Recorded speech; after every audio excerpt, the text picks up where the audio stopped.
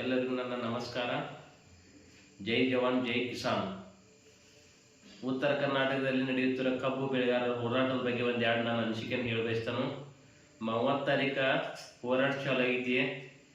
ಹೋರಾಟ ಚಾಲು ಆಗಿ ಇವತ್ತು 4ನೇ ತಾರೀಕು, 6 ದಿನ ಆಯ್ತು ಹೋರಾಟ ಚಾಲು ಆಗಿ. ಯಾಕೆ ಹೋರಾಟ ಮಾಡ್ತಾರೆ ಅಂದ್ರೆ ಕಬ್ಬು ಬೆಳೆಗಾರರ 3,500 ರೂಪಾಯಿ ದರ ನಿಗದಿ ಸಕ್ಕರೆ ಕಾರ್ಖಾನೆಗಳ ಚಾಲು ಮಾಡ್ಯಾರ. ಈಗಾಗಲೇ ಎಲ್ಲ ಸಕ್ಕರೆ ಫ್ಯಾಕ್ಟರಿದ ಪೈಲ ದರ ಘೋಷಣೆ ಮಾಡಿ ಸಕ್ಕರೆ ಬಿಲ್ಲ ಘೋಷಣೆ ಮಾಡ್ಬೇಕು. ಘೋಷಣೆ ಮಾಡಿದ ಅಂತ ಫ್ಯಾಕ್ಟ್ರಿಗಳು ಚಾಲು ಮಾಡ್ಬೇಕು.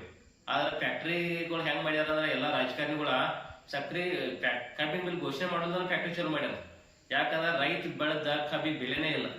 ರೈತ ಕಬ್ಬು ಬೆಳಿಬೇಕಾದ್ರೆ 12 ತಿಂಗಳು ಕಬ್ಬು ಬೆಳೆಸಬೇಕು. ಕಬ್ಬು ಕಡದ ಫ್ಯಾಕ್ಟ್ರಿ ಹೋಗಿ ಮುಟ್ಟಿದ ಬಳಕ ಅದು 20 ದಿನದಲ್ಲಿ ಬೆಲೆ ಹಾಕ್ತಾರ. ಅದು ಅವ್ರು ಎಷ್ಟು ಕೊಡ್ತಾರೋ ಅಟ್ಟ ತಗೋಬೇಕು ನಾವು ಬಿಲ್. ಯಾಕಂದ್ರೆ ರೈತ 12 ತಿಂಗಳು ಕಷ್ಟಪಟ್ಟದಕ್ಕ ಒಂದ್ ಸ್ವಲ್ಪ ಬೆವ್ರ ಹೆಣ್ಣಿಗೆ ಬಿ ಸೈಡ್ ಬೆಲೆ ಇಲ್ದಂಗ. ಆದ್ರ ಫ್ಯಾಕ್ಟ್ರಿದ 2 ದಿನ ಸಕ್ರಿ ಮಾಡಿ ಸಕ್ರಿ ಬೇರೆ ಕಡೆ ಕಳಿಸಿ ರೊಕ್ಕ ತಗೋತಾರ. ನಮಗೆ 20 ದಿನ ಕಾಯಕ್ ಹಚ್ತಾರ. ಮತ್ತ ಭಾರತದಾಗ ರೈತನ ದೇಶದ ಬೆನ್ನೆಲುಬು ಅಂತಾರ. ಆದ್ರ ಹೇಳಿಕೆಗೆ ಮಾತ್ರ ದೇಶದ ಬೆನ್ನೆಲುಬು ಅಂತಾರ. ಕರೆ ರೈತನ ಬಗ್ಗೆ ಕಾಳಜಿ ಮಾಡೋರು ಒಬ್ರು ಇಲ್ಲ. ಯಾರೊಬ್ರು ರೈತರ ಬಗ್ಗೆ ಮಾತಾಡಂಗಿಲ್ಲ. ಎಲ್ಲ ಕಾರ್ಖಾನೆಗಳು ಯಾರು ಅದಾವ ಅಂದ್ರ ಎಲ್ಲ ರಾಜಕೀಯ ವ್ಯಕ್ತಿಗಳು ಅದಾವ. ಕಾರ್ಖಾನೆಗಳು ಹೆಂಗದಾರ ಅಂದ್ರೆ ಅವ್ರ ವರ್ಷ ಒಂದ್ ಫ್ಯಾಕ್ಟ್ರಿಯಿಂದ ಮತ್ತೊಂದ್ ಫ್ಯಾಕ್ಟ್ರಿ ಕಟ್ಕೋತ ಹೊಂಟಿದಾರ. ಯಾಕಂದ್ರೆ ಅವ್ರು ಒಂದ್ ಫ್ಯಾಕ್ಟ್ರಿ 2 ಫ್ಯಾಕ್ಟ್ರಿ ಮಾಡ್ಕೋತಾರ. ಆದ್ರೆ ರೈತರ ಈ ವರ್ಷ 1 ಎಕರೆ ಹೊಲ ಆಯ್ತ, ಮುಂದಿನ ವರ್ಷ ಅವ್ನ ಮತ್ ಸಾಲದಾಗ ಹೋಗಿಟ್ಟದ. ಯಾಕಂದ್ರೆ 1 ಎಕರೆ ಕಬ್ಬು ಬೆಳೆಸ್ಬೇಕಂದ್ರ ಅಷ್ಟ್ ಖರ್ಚ ಬರಾಕ್ತೈತಿ ಅವ್ನು. ಅದ್ರ ಕಾರ್ಖಾನೆಗಳು ಯಾರು ನೋಡಾಕ್ತಾ ಇರಲಿಲ್ಲ. ಯಾರು ಮಾಡ್ತಾರೋ ಏನಿಲ್ಲ ಅವ್ರಿಗೆ ಗೊತ್ತಿರ್ತೈತಿ. ಆದ್ರೆ ರೈತರಿಗೆ ಮಾತ್ರ ಬೆಂಬಲ ಬೆಲೆ ಘೋಷಣೆ ಮಾಡಕ್ ಆಗಿಲ್ಲ. ಈ ಹೋರಾಟ ಚಾಲು ಆಗಿ ಸತತ 6ನೇ ದಿನ ಆಯ್ತು. 1 ರಿಂದ 1.5 ಲಕ್ಷ ಜನ ಹೋರಾಟದ ಭಾಗಿಯಾಗಿದ್ದಾರು. ಆದ್ರೆ ರೈತರ ರಾಜಕಾರಣಿಗಳು ಒಬ್ರು ನೋಡಿಲ್ಲ ಈ ಕಡೆ. ಯಾಕಂದ್ರೆ ಎಲ್ಲ ಕಾರ್ಖಾನೆಗಳು ಇದ್ದುದಲ್ಲ, ರಾಜಕಾರಣಿಗಳು ಅದಾವ. ಒಬ್ಬರ ಈ ಕಡೆ ತೆಗಿ ಐತಿ ಬಂದು ನೋಡ್ಬೇಕು. ರೈತ ಯಾವಾಗೂ ದಾನ ನೀಡು ಕೈ ಅವನು. ಇವತ್ತ ರೈತ ಭಿಕ್ಷೆ ಬಿಡ್ಕೋತ್ ಬಂದ ರೋಡ್ ಮೇಲೆ ಕೂತಿದ. ಎಲ್ಲ ಪ್ರತಿಯೊಂದು ಸಂಘಟನೆಗಳು ಹಿಡ್ಕೊಂಡಿರ್ಬೋದು, ರೈತ ಸಂಘಟನೆ ಇರ್ಬೋದು, ಹಸಿರು ಸೇನೆ ಇರ್ಬೋದು, ಬೇರೆ ಬೇರೆ ಎಲ್ಲಾ ಸಂಘಟನೆಗಳು ಬಂದ ಇವತ್ತು ಎಲ್ಲ ಬೆಂಬಲಕ್ಕೆ ನಿಂತಿದಾರ. ಆದ್ರೆ ನೀವು ಸರ್ಕಾರಿಗೆ ಕಣ್ಣು ಐತಿ ನೋಡಿಲ್ಲ. ಸರ್ಕಾರ ಈ ಮಟ್ಟಕ್ಕೆ ಹಂತಕ್ಕೆ ಹೋಗಿತ್ತನ್ಬೇಕ. ರೈತರ ಹೋರಾಟ ಪ್ರಭಾವ ಮುಂದೆ ಬೇರೆನೇ ಆಗ್ತೈತಿ. ರೈತರು ಇಲ್ಲಿವರೆಗೂ ಎಲ್ಲಾ ತಾಳ್ಮೆ ಕಳ್ಕೊಂಡ ಹೋರಾಟ ಮಾಡ್ಕೊಂಡ ಗಾಂಧಿವಾದಿಗಳ ಜೊತೆ ಹೋರಾಟ ಮಾಡ್ಕೋತ ಮುಂದೆ ಹೊಂಟಿದಾರ. ಕರೆ ಸರ್ಕಾರಕ್ಕೆ ನೋಡಾಕ್ತಾ ಇರಲಿಲ್ಲ. ಅವಾಗ 2004ದಾಗ 27 ರೂಪಾಯಿ ಹಿಡ್ಕೊಂಡು 28 ರೂಪಾಯಿ ಸಕ್ರೆ ರೇಟ್ ಇತ್ತು. ಈಗ ಪ್ರೆಸೆಂಟ್ 2025ರಾಗ 45 ರಿಂದ ಹಿಡ್ಕೊಂಡು 50 ರೂಪಾಯಿ ಪರ್ ಕೆಜಿ ಸಕ್ರೆ ಮಾರದೈತಿ. ಆದ್ರೆ ಕಬ್ಬಿನ ರೇಟ್ ಏನೂ ಚೇಂಜ್ ಆಗಿಲ್ಲ. ಪರ್ ವರ್ಷ ಒಂದು 50 ರೂಪಾಯಿ ಎರ್ಸ್ಕೋತ ಬಂದ್ರೆ ಬಿ 2025ಕ್ಕೆ ಮಿನಿಮಮ್ 3,500 ರೂಪಾಯಿ ಬಿಲ್ ಅವಾಗ ಆಗ್ತಿತ್ತು. ವರ್ಷ 50 ರೂಪಾಯಿ ಎಷ್ಟಿರೋ ಬಿ ಈ ಒಂದು 10 ವರ್ಷನ 500 ರೂಪಾಯಿ ಬಿಲ್ ಬಡಸ್ತಿತ್ತು.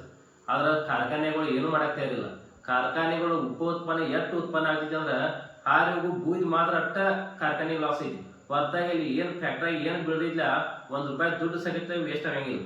ಅದರಿಂದ ಏನು ಮೊಲಾಸಿಸ್ ತಯಾರು ಮಾಡ್ತಾರೋ, ಸ್ಪಿರಿಟ್ ತಯಾರು ಮಾಡತ್ತಾರೋ, ಪ್ರೆಸ್ಮೆಂಟ್ ತಯಾರು ಮಾಡ್ತಾರೋ, ಅದ್ರ ಬೂದಿ ಸಹಿತ ಮಾಡ್ತಾರ. ಆದ್ರೆ ಅದಕ್ಕೆ ಏನು ಮಾಡ್ತಾರಲ್ಲ ಎಲ್ಲ ಫ್ಯಾಕ್ಟರಿ ರೇಟ್ ಫಿಕ್ಸ್ ಮಾಡ್ತಾರ. ಆದ್ರೆ ರೈತ ಯಾವ್ದು ಫಿಕ್ಸ್ ಮಾಡಂಗಿಲ್ಲ. ಆದ್ರೆ ರೈತ ಬೆಳೆದ ಕಬ್ಬಿಗೆ ಮಾತ್ರ ರೈತ ರೇಟ್ ಫಿಕ್ಸ್ ಮಾಡ್ರಿ ಫ್ಯಾಕ್ಟರಿ ಮಾತಾಡೋದಿಲ್ಲ.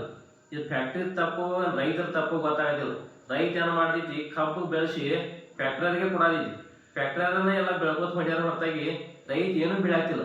ರೈತ ಎಲ್ಲಿರ್ತಾ ವರ್ಷ ಅದಕ್ಕೆ ತಳದ ಮಟ್ಟಕ್ಕೆ ಹೊಂಟಿದ ಹೊರತಾಗಿ ಮ್ಯಾಲ ಮಟ್ಟಕ್ಕಂತೂ ಹಂತೇ ಇಲ್ಲ. ಈಗ ಸದ್ಯ ಪರಿಸ್ಥಿತಿ ನೋಡಿದ್ರೆ ಸರ್ಕಾರದಕ್ಕ ಮುಂದಾಗಿ ಬಂದ ಸಕ್ಕರೆ ಕಾರ್ಖಾನೆ ಮಾಲಕರ ಮತ್ತು ರೈತರು ಕೂಡ್ಕೊಂಡು ಒಂದು ದರ ನಿಗದಿ ಮಾಡಬೇಕು. ಸರ್ಕಾರ ಈಗಾಗಲೇ ಬಂದು ಸಪೋರ್ಟ್ ಮಾಡಬೇಕು. ಒಂದು ರೇಟ್ ಘೋಷಣೆ ಮಾಡಿದ್ರೆ ರೈತರಿಗೆ ಒಳ್ಳೇದು ಆಗ್ತೈತಿ ಮತ್ತು ರೈತರಿಂದ ಸರ್ಕಾರ ನಡೀತಿ. ಸರ್ಕಾರ ಎಷ್ಟು ಹಿಂದೇಟ್ ಆಗ್ತೈತಿ ಅಟ್ ರೈತರ ಹೋರಾಟ ಮುಂದುವರಿತೈತಿ. ಅದಕ್ಕೆ ಎಲ್ಲ ಸಂಘಟನೆಗಳು ಇರ್ಬೋದು, ದಲಿತ ಸಂಘಟನೆಗಳು ಇರ್ಬೋದು, ಕನ್ನಡ ಪರ ಸಂಘಟನೆಗಳು ಇರ್ಬೋದು, ಎಲ್ಲಾ ರೀತಿಯಿಂದ ಹೋರಾಟಕ್ಕೆ ಬೆಂಬಲ ವ್ಯಕ್ತ ಆಗತೈತಿ. ಈ ಹೋರಾಟ ಮುಂದಿನ ರೂಪ ಬೇರೆನೇ ಆಗಿರ್ತೈತಿ. ಅದಕ್ಕೆ ಎಲ್ಲ ನಮ್ಮ ಯುವಕ ಬಾಂಧವರು ಇರ್ಬೋದು, ಅಥವಾ ಬೇರೆ ಬೇರೆ ಕನ್ನಡ ಪರ ಸಂಘಟನೆಗಳು ಇರ್ಬೋದು, ದಲಿತ ಪರ ಸಂಘಟನೆಗಳು ಇರ್ಬೋದು, ಎಲ್ಲಾ ಸಂಘಟನೆಗಳು ಬಂದು ಸಪೋರ್ಟ್ ಮಾಡ್ಬೇಕಂತ ತಮ್ಮಲ್ಲಿ ಕೇಳ್ಕೊತೀವಿ.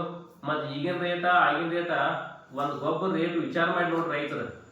ಅವಾಗ 1,200 ರೂಪಾಯಿ ಸಿಗು ಗೊಬ್ಬರ ಇವತ್ತ 1,700 ರಿಂದ 1,800 ರೂಪಾಯಿ ರೇಟ್ ಸಿಗಲಿದೆ. ಒಂದು NPK ಗೊಬ್ಬರ ತಗೋಬೇಕಂದ್ರೆ ಬಿ 1,800.